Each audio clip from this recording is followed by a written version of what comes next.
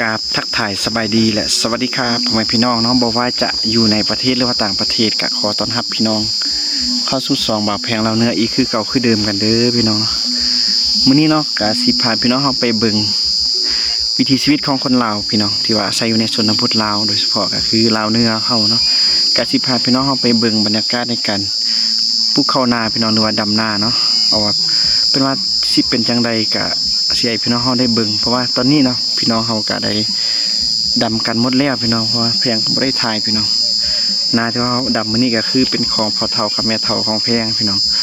แพงก็ได้รับหน้าที่เป็นพ่อครัวหรือว่าผู้แต่งอยู่ครัวกินให้พี่น้องไทยบ้านที่ว่ามาช่วยดำนาเนาะพี่น้องเอาเป็นว่าตอนนี้ก็สิให้พี่น้องเฮาได้เบิ่งนาบอนที่ว่าพี่น้องเฮามาช่วยปลูกเนาะว่า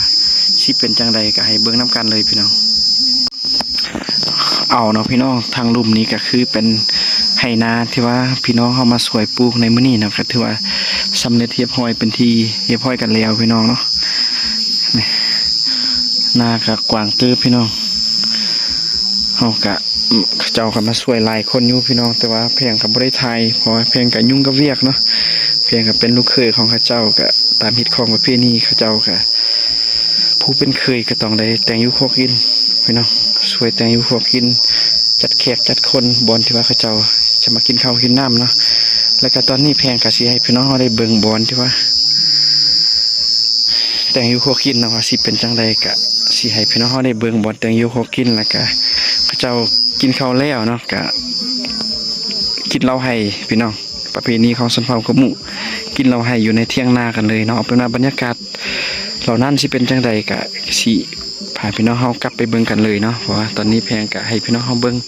ให้นาเนาะฝากนั่นก็คือเป็นส่วนสาลีข้าวโพดพี่น้อง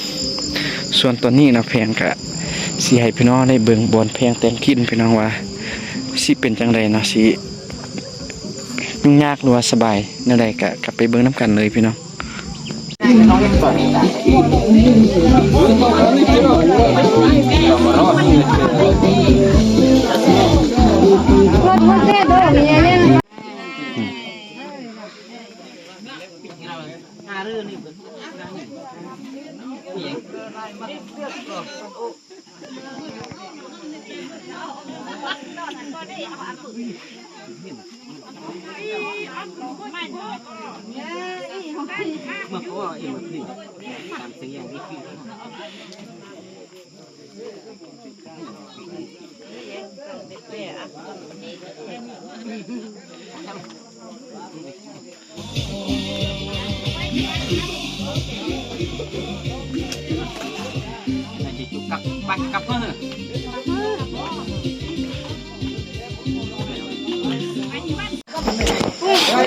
เอาเนาะพี่น้องหลังจากที่ว่าให้พี่น้องเขาในเบิ่งบอนแต่งอยู่เขากินกะสิให้พี่น้องเขาในเบิ่งบอนที่ว่าเขาเจ้ากินเราให้นะพี่น้องเอาไปว่าสิเป็นจังไดกะสิให้พี่น้องได้เบิ่งนำกันเลยพี่น้อง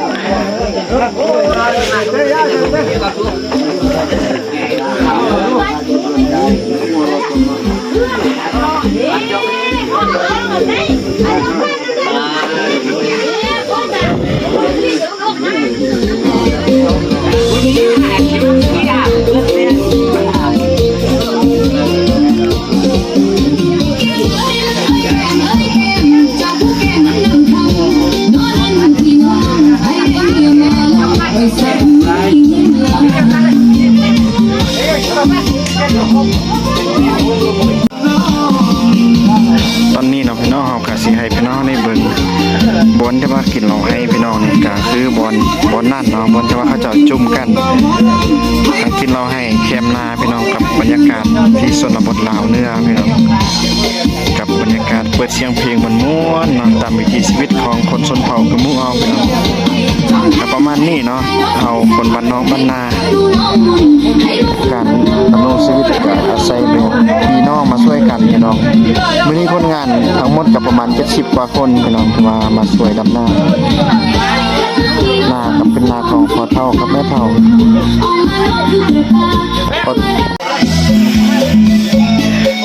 บรรยากาศก็ประมาณนี้เนาะพี่น้องทุกคนหลายคนอยู่แต่ว่าเขาเจ้าก็บางคนก็กลับเพื่อนบางคนก็ว่าตัวเองบ่กินเหล้าเนาะก็เลยกลับบ้านก็เหลือได้ประมาณนี้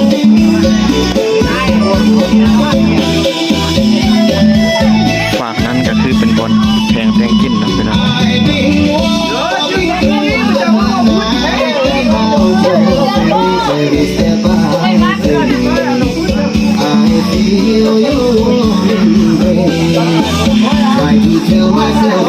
บางท้องถิ่นอาจสิบ่เคยเห็นเนาะวิถีชีวิตก็มีแต่อยู่บ้านเฮาเนาะพี่น้องภาคเหนือลาวส่วนหลายก็คนชนเผ่ากะหมู่พี่น้องถือว่ากินเหล้าให้เป็นหลักพี่น้องเอกลักษณ์ของชนเผ่ากะหมู่ก็คือเหล้าให้นั่นแหละพี่น้องตอนเพื่อเพิ่มความมวลความซื่นแบบสมัครคีแบบพี่น้องเนาะพี่น้องไปมาหาสู้กันช่วยกันก็ส่วนหลายก็ได้กินแต่เหล้าให้พี่น้อง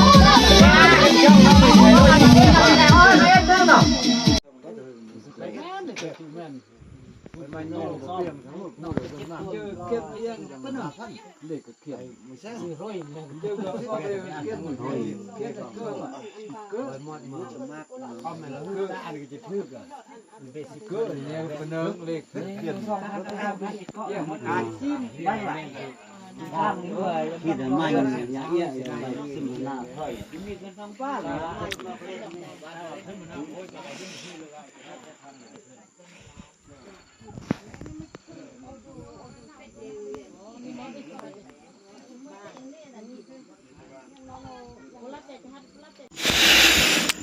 เอาเนาะพี่น้องตอนนี้ก็สิให้พี่น้องเฮาได้เบิ่งตอนกินข้าวสามัคคีนำกันเนาะพี่น้องบอนที่ว่ากินข้าวสามัคคีก็คืออยู่ในเที่ยงนานะพี่น้องเที่ยวนี้ก็คือเป็นบอนที่ว่าแคมเที่ยงนาพี่น้องเป็นทางรถทางผ่านแคมนาพี่น้องทางกับทางดินแดงพี่น้องเวลาฝนตกนะไปบ่ได้เลยพี่น้องอันนี้ก็เฮาก็สิพาพี่น้องไปเบิ่งบอนที่ว่าเฮากินข้าวกินน้ำเนาะพี่น้องเอาเป็นว่าสิเป็นจังไดก็เข้าไปเบิ่งนำกันเลยพี่น้อง